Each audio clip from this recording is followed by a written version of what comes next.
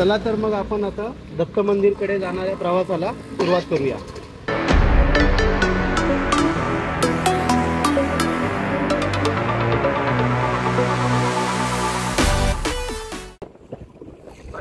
पाऊस तसा खूप आहे, पण आपल्याला प्लॅन असल्यामुळे त्यात जायचंच आहे। गेल्या रविवारीच जाणार होतो, पण काही कारणास्तव जाता आलं नाही। या इथे लेफ्ट साईडला बघू शकता, पुढे घास रोडचा चर्च आहे। हे बघा, इकडे एकी ख्रिस्तांचा पुतळा आहे आणि हा घासाचा चर्च आहे। आपण दत्त मंदिरकडे जातोय खरं, पण दत्त मंदिरचा गेट चालू असेल की नाही त्याची काय। या इथे बघू शकता घास रोडला की पाऊस एवढा पडलाय की इथे पाणी सुद्धा भरलेलं आहे। समोरून आता बस येते सोपारा स्टेशनला जाणारी, बघू शकता तुम्ही पाणी किती भरलेलं आहे ते। जर पाऊस कंटिन्यू पडत राहिला तर कदाचित या रस्त्याला येणं जाणं बंद होऊन जाईल। आपण पुढे जाऊन बघूया अजून कुठे पाणी भरलं आहे की कसं काय। जाता आला तर आपल्याला जायचंच आहे, नाहीच तर मग आपण विचार करू।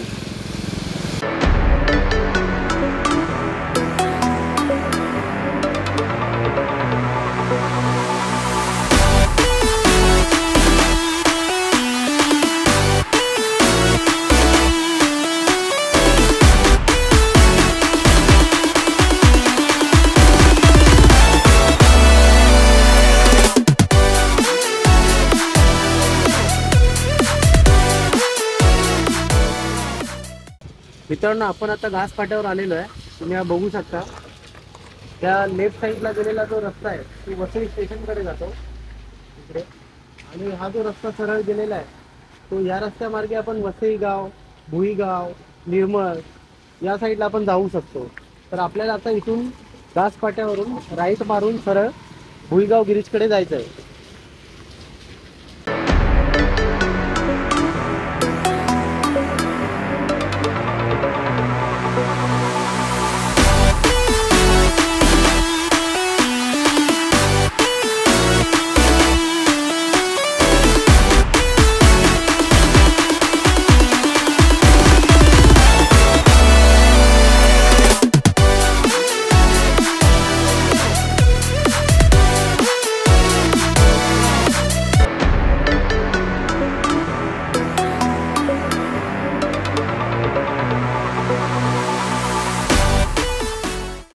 हा आहे भुईगाव फाटा।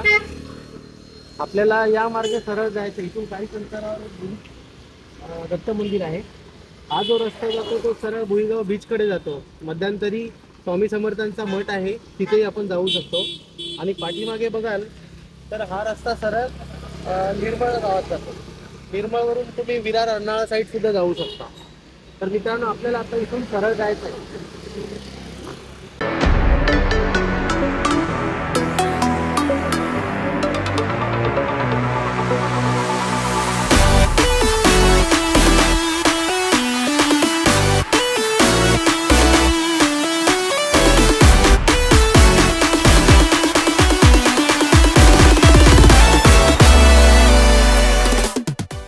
मित्रांनो, फायनली बघू शकता तुम्ही, आपण आता दत्त मंदिराच्या गेट जवळ पोहोचलेलो आहोत।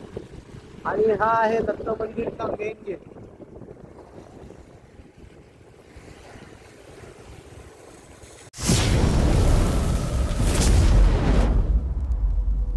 हॅलो मित्रांनो, फायनली आपण पोहोचलो आहोत दत्त मंदिरच्या मेन गेटला। या दत्त मंदिरकडे येण्यासाठी तुम्ही वसई स्टेशन किंवा नालासोपारावरून येऊ शकता। नालासोपारा स्टेशन इथून 5 ते 5.5 किलोमीटर आहे आणि वसई स्टेशन 5 किलोमीटरच्याच अंतरावर आहे।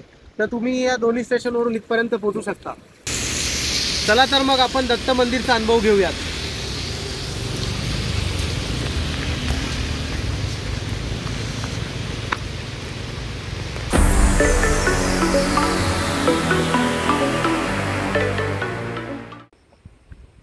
मंदिराच्या मुख्य गेटकडून आपण आतमध्ये एंट्री मारली की तुम्ही बघू शकता, हा रस्ता जो कॉन्क्रिटीकरणचा केलेला आहे या रस्त्याने आपल्याला वरती जायचं आहे। इथून मंदिराचा कळस सुद्धा दिसतो। पूर्वी हाच रस्ता लाल माती आणि दगडांचा होता, पण आता काही वर्षापूर्वी हा रस्ता मुख्य रस्त्यापासून मंदिरापर्यंत पूर्ण सिमेंट कॉन्क्रीटने केलेला रस्ता आहे। त्यामुळे भाविकांना जाण्यासाठी खूप चांगली सोय झालेली आहे. जय दत्तगुरु मित्रो, आज आपण आलो आहोत वसईतील भुईगाव लगतच्या गिरीज येथील एका प्राचीन आणि अत्यंत पवित्र असलेल्या दत्त मंदिरात. आणि हे मंदिर भक्तांच्या श्रद्धेचं अनमोल केंद्र आहे असं समजलं जातं.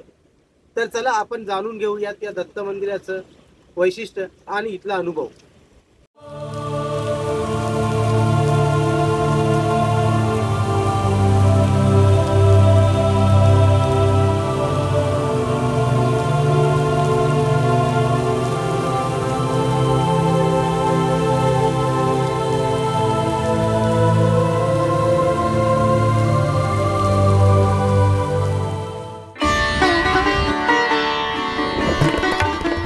मित्रांनो, आपण मंदिराच्या मुख्य प्रवेशद्वारासमोर पोचलेलो तर आहोत, पण मंदिराचं दार तुम्ही बघू शकता बंद आहे. मंदिराचा दरवाजा बंद असल्या कारणाने आपण आतमध्ये जाऊ नाही शकत. आतमध्ये तुम्हाला दत्तांच्या मूर्तीचं दर्शन देण्यासाठी मी बघतो, प्रयत्न करतो. बाजूला कुठे चान्स असेल तर तिथून तुम्हाला दत्तांच्या मूर्तीचं दर्शन देतो. दे रे रे ना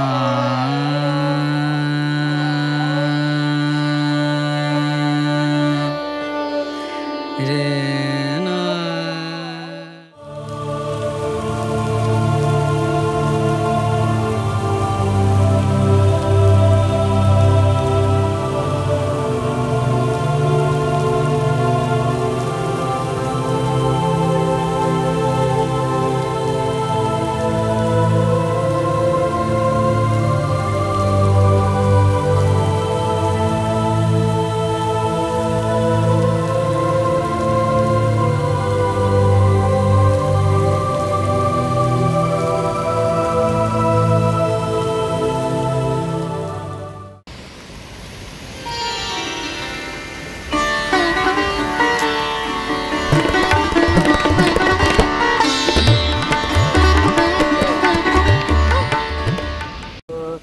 तुम्ही बघू शकता, हे मंदिराच्या दक्षिणेकडील प्रवेशद्वार आहे. त्या प्रवेशद्वारातून आपण सरळ डायरेक्ट गिरीज गावाकडे जाऊ शकतो. तसंच उत्तरेकडील प्रवेशद्वार मंदिराच्या उजव्या बाजूला आहे, ते सुद्धा बघून घेऊयात. जो समोर दिसतो आहे तो मंदिराच्या उत्तरेकडील प्रवेशद्वार आहे. त्या प्रवेशद्वारातून आपण खाली उतरलो डायरेक्ट भुईगावात जाऊ शकतो. तुम्हाला दाखवतो.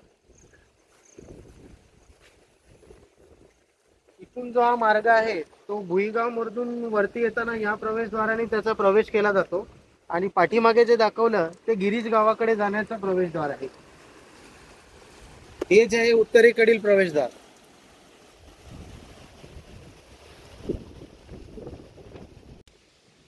मित्रांनो, बघू शकता मंदिराच्या मधोमध असलेल्या औदुंबराच्या झाडामुळे मंदिर किती खुलून दिसतंय.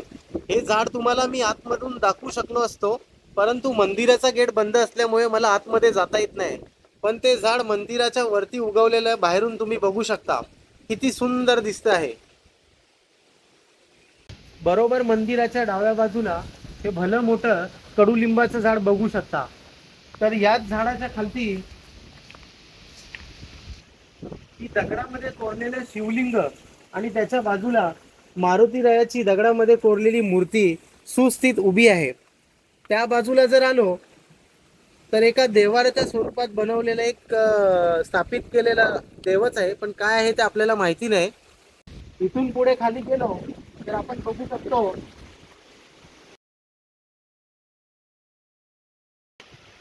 इथे एक भली मोठी विहीर आहे. सध्या तरी या विहिरीचं पाणी एकदम स्वच्छ दिसतंय, आणि त्या विहिरीमध्ये तुम्ही मित्रांनो बघू शकता गोल्डफिश सुद्धा आहेत.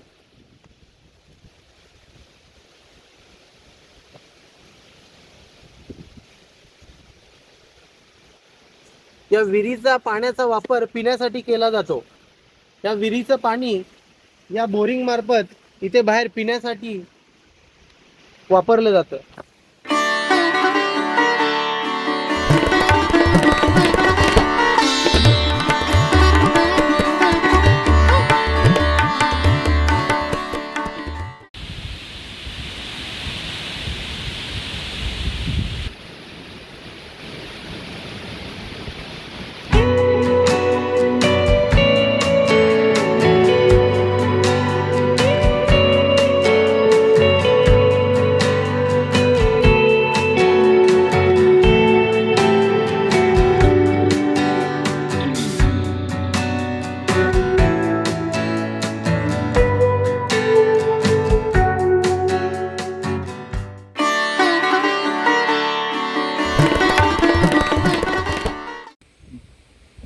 या मंदिराच्या परिसरात पिंपळ, मधोमध मंदिराच्या मधोमध औदुंबराचं झाड आहे, ते बघू शकता. हे औदुंबराचं झाड आहे. त्यानंतर बाजूला त्याच्या कडुलिंबाचं सुद्धा झाड आहे. अशी विविध प्रकारचे वृक्ष या मंदिराच्या परिसरात आहेत.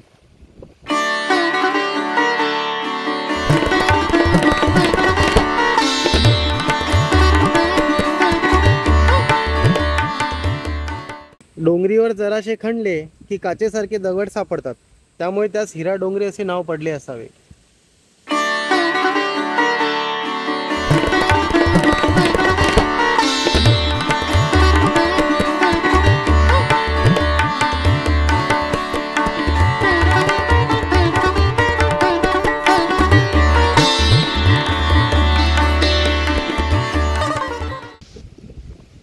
हिरा डोंगरी हा दक्षिण आणि उत्तर वसई यांना जोडणारा दुवा होय. हे ठिकाण चिमाजी आप्पा यांनी साऱ्या वसईवर नजर ठेवण्यासाठी निवडले होते. ही गोष्ट इतिहास जमा झाली असली तरी तेथील उंचवट्यावरून सगळ्या वसईचे विहंगावलोकन करता येते. नायगाव पासून विरारपर्यंतचा विविध रंगी भूप्रदेश डोंगरीच्या टोकावर असलेल्या दत्त मंदिरातून नजरेस पडतो. ही 200 ते 250 फूट उंचीची टेकडी वसई तालुक्याच्या गिरीज आणि भुईगाव या 2 गावांमध्ये उभी आहे. आपल्या डाव्या बाजूला बघू शकता, इकडे गिरीज आहे आणि या उजव्या हाताला भुईगाव आहे.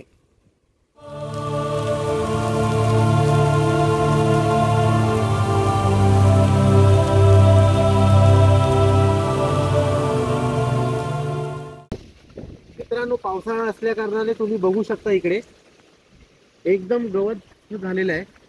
आणि एरवी खास करून ज्या दिवशी दत्त जयंती असते त्या दिवशी या मोकळ्या भागावरती आहे ना, इथे स्टॉल, खेळणी, मिठाईची दुकानं या मोकळ्या भागावर असतात. आणि त्या दिवशीचं जे वातावरण असतं ते अत्यंत प्रेरणादायक आणि जे बोलतात ना, एक प्रसन्न करणारं वातावरण असतं.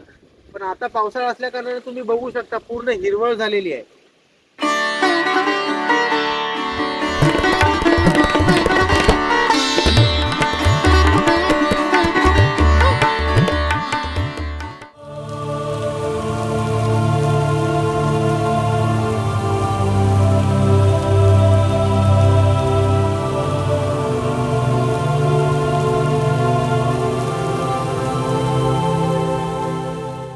श्री दत्तगुरूंचा आशीर्वाद तुम्हा सर्वांवर असो.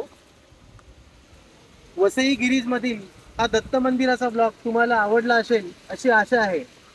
या मंदिरात येऊन या मंदिराचा अनुभव आत्मिक आणि मन प्रसन्न करणारा आहे. जर तुम्हालाही अशा आध्यात्मिक ठिकाणांना भेट द्यायला आवडत असेल तर तुम्ही वसईतील गिरीज या दत्त मंदिराला येऊन अवश्य भेट द्या. मंडळी, तुम्हाला हा आजचा व्हिडिओ कसा वाटला हे मला कमेंट करून नक्की सांगा. जर तुम्हाला हा व्हिडिओ आवडला तर आपल्या चॅनलला सबस्क्राईब करायला आणि लाईक करायला विसरू नका. थँक्यू.